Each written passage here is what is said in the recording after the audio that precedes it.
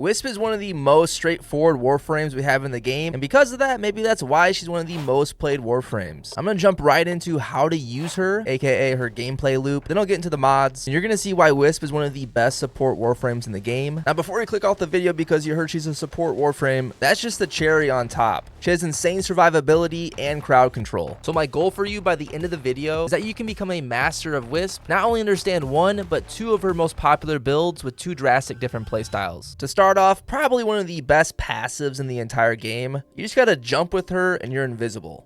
Yeah, literally just bullet jump in the air, you're invisible. That's gonna be important for later once we get into some mod options. So when I play Wisp, say we're on something like a defense mission, the first thing I do, I put down my totems or my reservoirs at the area I'm trying to defend or post up at. A lot of people like to use a augment mod that combines all three of these totems or reservoirs into one, allowing it to be just really convenient to click one button. Personally, I like to use that, but it's not necessary. When you put these reservoirs down, it does create a ring on the ground. As long as you or your team steps inside of it, you'll get a buff timer. There's 3 different buffs: a really huge health buff, a movement speed buff that goes with extra fire rate. The last one's a shocking one that's really good for crowd control to slow down the enemy. Obviously, higher range you have on your mods, the further out the shocking radius. Now onto her second ability. I'll say this is one of the most survivable abilities in the game, because if you just double tap the ability, you'll get 3 seconds of invulnerability instantly. Because how this ability works, you click the button once and it sends out a decoy flying out from you. If you click the button again, you'll teleport to the decoy's location. That's when you'll then get that 3 seconds of invulnerability. That's why you can just double tap it quick if you're in a pinch to instantly get that invulnerability. What else is really cool about this is while your decoy is flying out away from you, during that duration, you are actually invisible. Again, like I said, this is one of the most survivable abilities. So when I'm playing as her, I try to keep the uptime of my decoy going out as high as possible. Even though with our passive, we could be jumping in the air to get that invisibility, it's nice to know I could just send out my decoy, not have to worry about jumping around. But that's not all, because while your decoy is out, when you use your third ability, Breach Surge, which sends out these wisps in a wide radius that do a ton of radiation damage and also blind the enemy, while your decoy is out, when you use your third ability, the Breach Surge wisps will fly out of your decoy and you, just covering a way wider area. Another little cool thing about her third ability, if you look at your reservoir moats, a circle will appear on them. You could cast your third ability, it'll teleport you to your moats. Not only that, it doubles the range of your Breach Surge when you do this. Her fourth ability shoots out a beam that does heat damage. It's actually pretty powerful, but this is the ability that most people subsume Roar over, which is Rhino's ability. If you don't know what subsume means or what the helmet is, don't worry, her fourth ability is great, you can leave it. And there's actually an augment mod you can use for your 4 to make it way more powerful, and I'll go over that a little bit later in the video. And a lot of people miss this about her fourth ability, is that while she's under the effects of her moats, the Vitality and Shock moat increases her damage by 25% each for her fourth ability, and Haste adds corrosive status effects, so that's just free armor strip. I mean, most of the time you're in your reservoirs anyways. You can't really do this wrong, but it's just good to know. But people like to use Roar over the 4. That way they use her more as like a gun buff build and a support build, because Roar is going to buff your entire team's damage, both weapon and ability damage. So you, of course, are getting that same benefit. Roar is going to make your third ability, Breach Surge, do more damage, and your weapons do more damage, which goes hand in hand with her whole kit. Since when your reservoirs are down, you're getting the extra fire rate. She's just a super well-rounded Warframe. She locks down the battlefield, great support for the team, insane survivability, insane damage.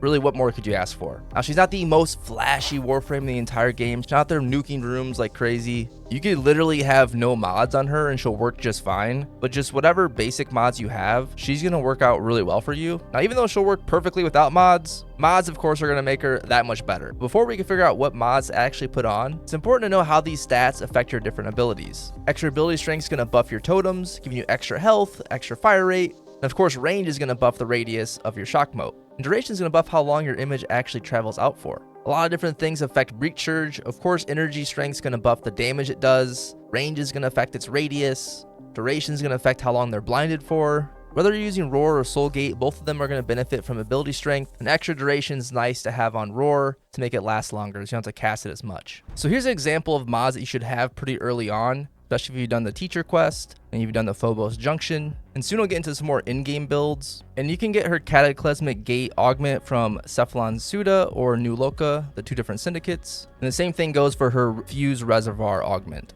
I'm actually going to break down 2 different playstyles. One utilizing the Cataclysmic Gate if you want to do more of like an ability spam build, but also I'll cover my build where I subsume Roar over top of the 4, and I'll show what mods I use for both builds. So here's a setup that I personally use when I use Roar over the 4th. And the higher ability strength you have increases how much damage increase you get from Roar. But since she does benefit from having extra duration and extra range, so I have a more of a well-rounded one, but yet still pretty high on the ability strength. So we got Transient Fortitude for the extra ability strength, even though it does have negative 27 in duration. We get that back using Augur Message for the 24% in duration, along with Prime Continuity. If you don't have the Prime version, that's totally fine, just use the normal.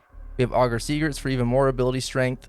You could swap Streamline out. I like to just not have to worry about my energy, be able to spam all my abilities, double tap my 2 whenever I need it, spam my 3. So having that efficiency is nice for me personally. Archon Stretch is awesome for her. Since her shock mode does do electric damage, this is just free energy regen. If you don't have the Prime flow, you could just use the normal flow for extra energy. Then I have Intensify. If you want, you could try to fit in Umbral Intensify for even more ability strength. That's one reason some people don't like to use a Fuse Reservoir, because it does cost the extra energy, so you're not able to have as many other good mods on. But I like to use this Fuse Reservoir just for the convenience sake of just pushing one button instead of cycling through all my modes. So you can definitely go without this if you don't want to have to formula your Wisp as much. So this is the build that I use when I'm taking advantage of Cataclysmic Gate, when I'm actually trying to use her Soul Gate without subsuming Roar over it.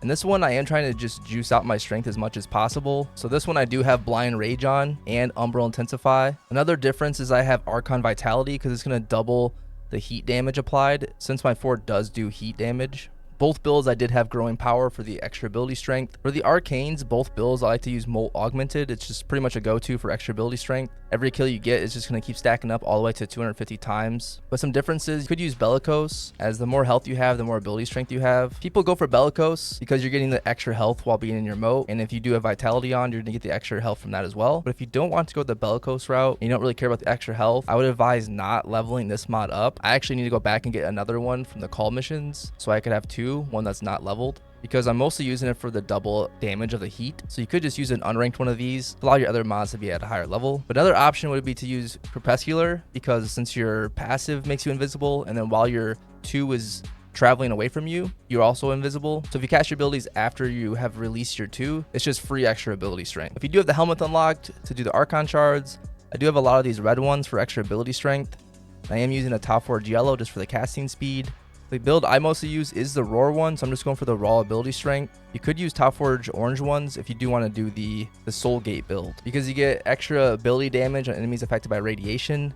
And Cataclysmic Gate does have guaranteed heat and radiation damage. If you do like the Soul Gate playstyle, you could use the Shade Companion. That way you're always invisible. It's pretty fun on ability spam builds. You totally feel like you're just cheating the game. As long as you don't shoot your gun, you'll always will be invisible. But again, my favorite build is just use the Roar, and just to essentially just buff my weapon, be a support player. Let me know in the comments below what kind of Wisp you like to play. Are you more the Soul Gate type of Wisp, or are you the Roar gun buff Wisp? And some people even put Roar over her 2 to use both Roar and Soul Gate, but I just love her 2 so much, it's hard for me to want to do that. It's just such a survivable ability. The reason why I like to play Wisp is just like how well-rounded she is, how you can get out of trouble. I can just not get myself to put Roar over her 2. But if you are running Shade and want to do a juicy, insane damage, putting Roar over her 2 is definitely an option. So this was my first Warframe build video, if you couldn't tell. Thank you so much if you watched this far into the video.